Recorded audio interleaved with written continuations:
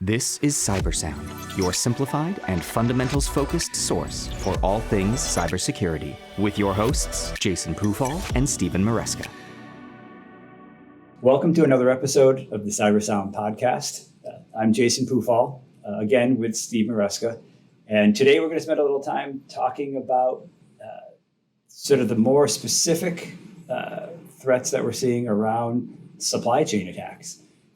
Steve, I'm going to throw it right over to you and have you quickly... right on the spot. Right on the spot. Define what a supply chain attack is. So many different definitions for supply chain attack, but in the most basic sense, it's something that affects suppliers of software or hardware that your business uses in conducting its own day-to-day activity. So that may mean software that you purchase for the purpose of creating something that you sell, something that you use to help produce to make your infrastructure more effective. It's sort of open-ended. If it's something that you can purchase and something you use in your business and it's attacked by an attacker, that's a supply chain attack. So I think typically when I think of them, I probably think more in the hardware space, the inability either to get hardware potentially because third party's been impacted, but we've seen in the news recently a bunch of software ones, specifically SolarWinds, but that probably 6 months ago, and then within the last week, the Kaseya attack. So, candidly, the hardware attacks are more esoteric. They seem more sophisticated. They're more frightening because hardware is tangible. It means, someone touched something I can move around. The truth is that software supply chain attacks are far easier to actually achieve. So, when we're worried about something like SolarWinds or Kaseya, it's because attackers have abused those suppliers' mechanisms for actually deploying their software and therefore enabling attackers to reach the clientele of those entities. So that's why it's such a big concern in that case, and more effective to actually achieve. If it's software, you can push out an update, and in fact, that's how some of those attacks are achieved. Right. Well, it's interesting too, the distinction between them in that if you get a piece of hardware that's potentially compromised, it's probably harder to update. Right. Where potentially with the software ones, there's maybe a remediation or mitigation path. I'm thinking back to some of the laptop issues, a few years back, where people were really concerned about laptops coming out of China, right? And potentially the hardware that was in those, and people just stopped buying. Right, absolutely. And the other things that often mentioned in the hardware realm are the Stuxnet attacks with industrial controls, software and hardware that impacts uranium refinement and things of that nature. Those are deep nation-state sponsored supply chain attacks. What we deal with on a day-to-day basis and what most folks are concerned with are, more garden variety, closer to home risks. So in a couple other episodes, we talked, some about ransomware and the ability to potentially compromise or exploit companies, and focused a lot probably on return on investment and the fact that cybercrime's a business. They're looking for their targets of opportunity, the easiest way to compromise. It strikes me that both SolarWinds and Kaseya, which are tools used by a lot of sort of IT companies, managed service providers to manage their customers, offer just a great opportunity to potentially impact large volumes of customers or companies in one fell swoop. I mean, is that kind of the underpinning of these attacks, do you think? Yeah, I mean, it's efficiency of achieving the attack. Those platforms have a many-to-one relationship in terms of payout. An attacker can compromise the parent entity that produces the software and then downstream affect any customer that deploys the software that they've manipulated or otherwise altered. That's why they're especially of interest. The alternative is where you have a piece of software used by a very specific market, a very specific type of entity, and obviously the scope is narrow there. But if it's a piece of software used by an IT service provider, the odds of impacting a lot of companies and customers is extraordinarily high.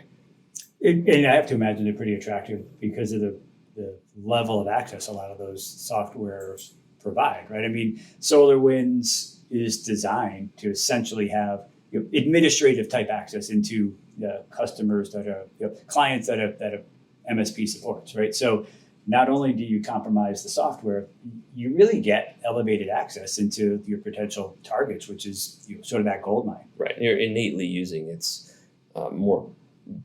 broad capabilities in order to do damage. And honestly, they're difficult to pull off. But if you can insert code as an attacker into a piece of software used in that administrative context, you can do anything. With privilege by design, right? So you get everything they want that they try to get through phishing and credential elevation. They're getting by default, which is kind of that gold mine for them. So you were talking about, say, other types of software that might be impacted. Can you give an example of something that comes to mind for you? In that broader context. So a minute ago you were saying, hey, there's other software that's broadly used, outside of something like a SolarWinds or Kaseya. I'm just curious if there's other things that really come to mind of having broad impact or risk. Well, certainly many vulnerabilities are present in software that companies use. One example would be like the Microsoft Exchange vulnerability that was back in March. Thousands upon thousands of companies use Microsoft Exchange. You might think on some front, well, isn't that part of the supply chain? But the truth is that Exchange itself wasn't modified. It simply has broad penetration in the market. Therefore, there are lots of potential targets for an attacker to reach. But it's not necessarily a supply chain attack unto itself. But it's a useful foil for supply chain attacks in general, in my opinion, because the risks present in the software that companies purchase to make their lives easier, to administer their systems, to generate revenue in general, those risks from those third-party suppliers, those software manufacturers, are essentially inherited by the companies that use them. And we're beholden to the sound security practices of those companies. And if they're in any way failing, we as the users of that software fail as well, or at least are exposed to risk.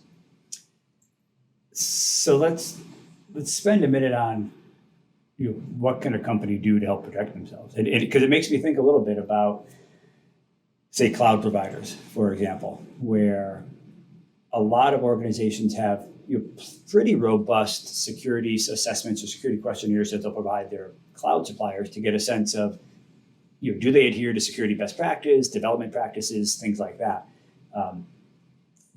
That gives you a picture of at least how mature or robust a company's security practices are, but it certainly doesn't prevent an attack from occurring or from, say, unwanted code to be injected into some third party. Short of doing some of the that due diligence, do you think there's much a company can do to protect themselves against a supply chain attack like that? Certainly compartmentalization of systems is always a recommendation of ours. And to the extent that you can protect against the abuse of software intended to act in a privileged manner, you're limited. The best defense is robust monitoring. It's more of the ability to determine what happened after the fact, if it should occur. But again, making sure that your vendors and your manufacturers that you use on a regular basis, or contracts that you establish with cloud providers, include attestations of their security practices and proof that they are acting in accordance with their defined requirements. Those are the things that you need in order to generate reassurances that you're less likely to be subject to those issues. That doesn't preclude the fact that one of those suppliers might have a rogue inside employee. That happens on a regular basis. We've been involved in some incidents where data was exposed due to precisely that issue. It's not a software attack, but it's akin to a supply chain attack simply because the entity that you entrust with your data allowed it to be exposed in some fashion, or enabled it to be exposed because of insecure practices with their own employees. It's a bit of a tangent to a supply chain attack, but I see them as somewhat similar. So it brings to mind to me the idea of you trust but verify. Right? When you start talking about, are you monitoring, are you logging, are you collecting data that at least gives you information, sort of post-incident, maybe incident's a little bit of a strong word for some of this, but post-event, to be able to say, well, here's where my potential impact was, here's where my risk was. So often when we're dealing with any kind of incident response, the more data that we have, the better equipped we are to answer questions around what the potential impact was. Even with something like a SolarWinds and Kaseya, where really there's a third-party actor who compromised the software, having visibility really can give your customers peace of mind, can give your company ownership peace of mind. The better the clarity of the information you have, the better the questions you can answer. SolarWinds is a really good example of where that's the case. There were very few actual customers of SolarWinds that were truly affected. At least it's a substantial subset of their overall install base. But the monitoring employed by a lot of those organizations allowed them to exclude their infrastructure as the focus of the attack. They were still vulnerable. They were still possible to undermine from the attacker's perspective if they felt so inclined, but at least they could say definitively, no, this didn't occur, even if they had in fact pushed an update that made us exposed. Right. Yeah. I mean, I think the worst thing you can be is in the position where there is an event and you're asked, what's the scope or what's the impact? And your answer is, well, I don't know. Because the reality is, with some basic steps, you actually can get the information to really know. And these vendors are coming out with really clear information. Kaseya is early, and so we don't know a ton there. SolarWinds was able to tell you very clearly what products were impacted. It was pretty straightforward for companies to say, yeah, we use them. No, we don't. And if we do use them, where they're deployed in a manner that actually put us at risk, and you want to be able to figure that out. Right. And it's very common in the scenarios that we're describing today that users of the software platforms may not know if they are victims. And that's partly because of the law enforcement involved. That's partly due to the specificity of the attacks. Some of the information is quite sensitive and may never be released. But collecting monitoring in a really robust way, it allows you to at least self-assess before the information is made public. Law enforcement obviously engages very aggressively with entities that are known to be compromised or are identified as targets. But if you fall outside of that when there is a supply chain attack, at least you have something to go back to review and make sure that you are as safe as you can be. So I think as we look to wrap up, one of the things that comes to mind for me is you really want to be plugged in a little bit to sort of some of the common sources that would give you information about these types of attacks, threat posts, SANs, et cetera, so that when something's released, you can pretty quickly triage, sort of assess your vulnerability, and maybe make some decisions, right? And it could be as simple as shutting down a service or disabling software or something like that. But you want to know as early as you can so that you can take those mitigation steps, because you can't control everything. You need to do your due diligence, and you need to be able to react when there's an event. Right. And certainly the companies that are victims, the suppliers, the software manufacturers that are victims of these supply chain attacks, have it in their best interest to be open. Right. So they are, in most cases, very willing to describe the issues at hand, share what's known about how to identify the risk, to determine whether attackers are present, and relying on their disclosures, their publications, and frankly, those of security researchers working with them is a really, really important thing to pursue in the event that you think that you might be impacted by a supply chain attack. Yeah, certainly transparency is key in all of this. So, brief overview on supply chain attacks. If anybody's interested in hearing more about that, feel free to reach out to us at Twitter at Vancord Security. We can cover a little bit more detail. Again, thanks for listening to CyberSound, and hope you enjoyed it. Stay vigilant.